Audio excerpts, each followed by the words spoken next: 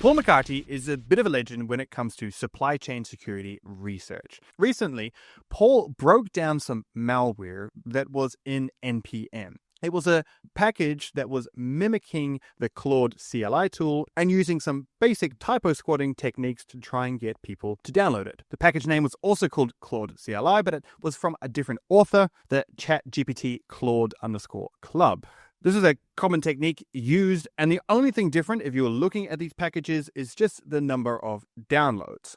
So I asked Paul kind of why this package in particular drew his attention. I've got a thing that I call checking the nets, where in the morning I log in and I see what our automatic detection stuff, just like you guys probably do at Keto, but I check what kind of cool stuff got caught in the net, and I came across this one and I took a look at it, and really quickly I realized that this was like very singularly focused on, pretending to be Claude. I mean, this goes way past the normal kind of look-alike stuff. As far as I can tell, there's not anything really kind of unique or special about the delivery. They're just hoping that people install this like you would install, the actual Claude code, which I think is kind of the point. And it's one of the things that makes this unique and something that we probably want to talk about. The interesting thing about places like NPM is that there's so much malware going in there. Often you will flag something as malicious, but not necessarily look into it.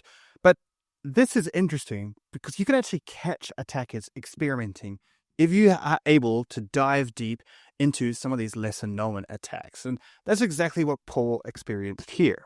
I like to look at some of the ones that don't have the big impact, because there's a lot of really kind of things, the kind of cutting edge, as it were, of the bad guys, right? Where they're out there on the bleeding edge kind of building unique stuff. And this is a great example of that. So because we've got this one, the next time one of these comes around, I suspect it's going to be, delivered in a more kind of, distributed fashion, which is not good for us, not good for any of us.